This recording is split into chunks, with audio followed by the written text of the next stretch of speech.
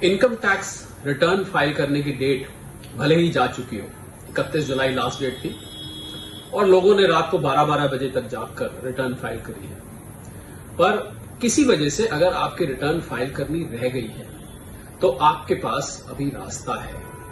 मेरा नाम शरद कोहली है, मैं एक इकोनॉमिस्ट हूं, फाइनेंस एक्सपर्ट हूं और आप देख रहे हैं सेहत भी पैसा भी न्यूज, जहां पर हम सेहत और पैसे से जुड़ी खबरों को आपके लिए डीकोड करते हैं।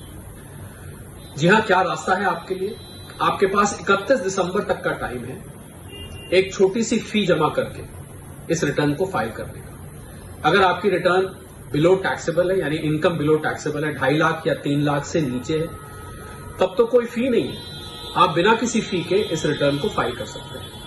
अगर आपकी रिटर्न 2.5 या 3 लाख, मैं ओल्ड रेजीम और न्यू रेजीम का यहां पर जिक्र कर रहा हूं जब मैं 2.5 या 3 लाख बोल रहा हूं, तो आप इस रिटर्न को 1,000 रुपए पेनल्टी देके, यानी कि अगर आपकी 2.5 या 3 लाख से 5 लाख तक की रिटर्न है तो आप 1,000 रुपए फी दे करके इसको जमा कर सकते हैं। अगर आपकी रिटर्न यानी कि टैक्सेबल इनकम 5 लाख से ऊपर है तो ये फी 5,000 रुपए लगती है।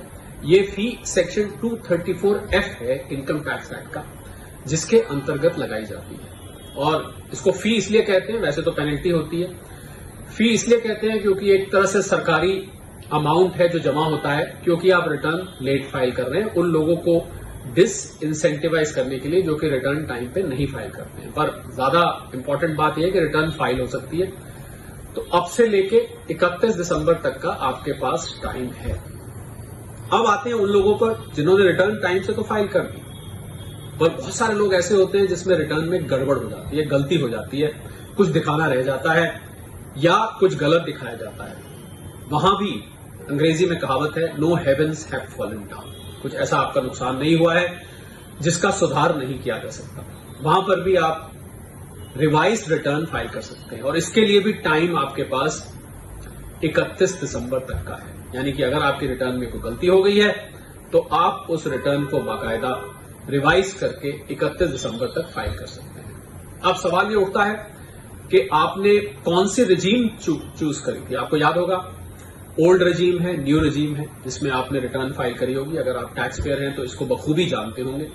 अगर आप रिटर्न रिवाइज करते हैं तो आपके पास ये ऑप्शन नहीं है कि आप रेजीम को भी चेंज कर दें। रिवाइज करेंगे आप, जैसा कि मैंने कहा, कोई गलती हो गई है, कोई अमाउंट दिखाने से रह गया है, कुछ अमाउंट गलत दिखाया गया है, कुछ भी ऐसी गलती हुई है तो आप रिवाइज कर सकते हैं। पर आप इस वजह से रिवाइज नहीं कर सकते कि आप रेजीम चेंज करना चाहते हैं, या मैं इसको दूसरे तरीके से कहूं कि आप रिवाइज रिटर्न में रेजीम चेंज नहीं कर सकते। जो आपने अपनी ओरिजिनल रिटर्न में रेजीम रखी थी वही रेजीम आपको अपने रिवाइज रिटर्न में भी रखनी पड़ेगी। जी हां, यही मंशा है इस न्यूज कैप्सूल की, सेहत भी पैसा भी न्यूज में, कि आपके लिए सेहत और पैसे से जुड़ी वो अहम खबरें जो आपकी जिंदगी से सीधा सीधा सरोकार रखती हैं, उनको डीकोड करना। फिर मिलेंगे ऐसे ही किसी इंटरेस्टिंग और काम की बात में। तब तक के लिए नमस्कार।